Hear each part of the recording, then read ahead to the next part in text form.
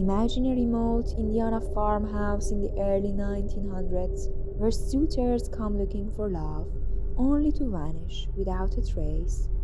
It was here, in La Porte, that Belle Gunness, a towering, seemingly gentle woman with a cold smile, lured men into their doom, transforming her farm into a graveyard of greed and death.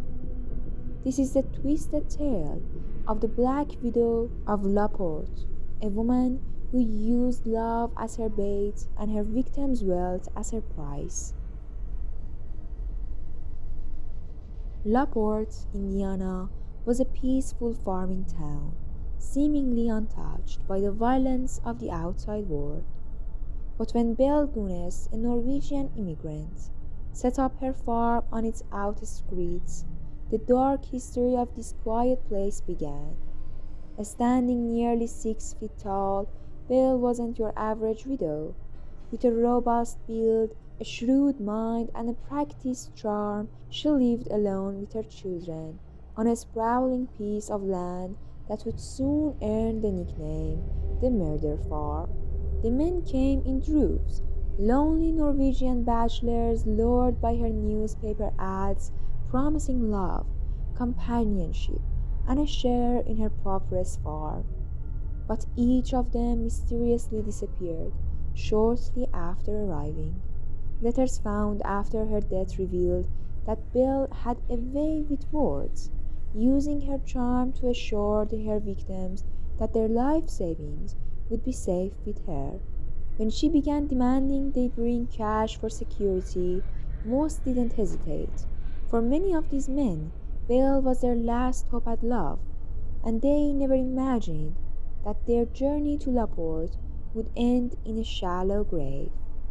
The mystery of Belle Gunness' farm might have remained hidden forever if not for a fire that engulfed her farmhouse in 1908. As investigators sift through the smoldering remains, they discovered the charred bodies of her children and the burned headless corpse of what they believed to be Belle. But something was off. The woman's body didn't match Belle's imposing frame, and a sense of unease began to spread.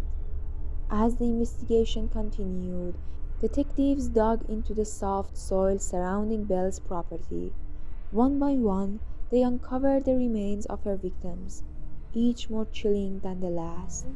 Some bodies were buried in the burlap sacks.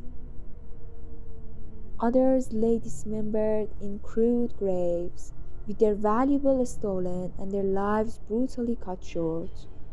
The local community was horrified. Stories of suitors disappearing, of Belle's unaccounted wealth, and of her suspicious insurance claims spread through La Porte. Rumors suggested that Belle had not only killed for money, but relished it, operating with a precision that revealed an insidious lack of remorse. The police found themselves on a twisted trail of evidence that pointed back to Belle's cunning. Her previous husband had all died under suspicious circumstances, each leaving Belle with a handsome payout, and each man who answered her ad had brought everything he owned, only to vanish like a ghost. Even as the investigation gained momentum, Belle's whereabouts remained unknown, as if she had melted into the shadows, evading justice at the very last moment. Despite an exhaustive search, the real fate of Belle Gunness remains one of America's most disturbing mysteries.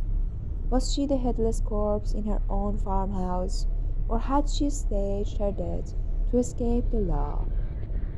Rumors and sightings of Belle surfaced across the country for years, but nothing concrete ever emerged. Some believe she slipped away, perhaps to strike again, using a new identity and a fresh start.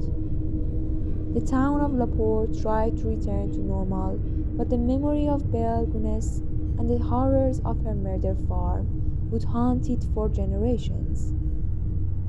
To this day, locals tell stories of the ghostly figures believed to wander her land, Victims lost to a fate they never saw coming, the grisly discovery of countless bodies and unanswered questions, and the image of the woman who stood behind it all cast a dark shadow over Laporte, a reminder of the Black Widow who got away with murder.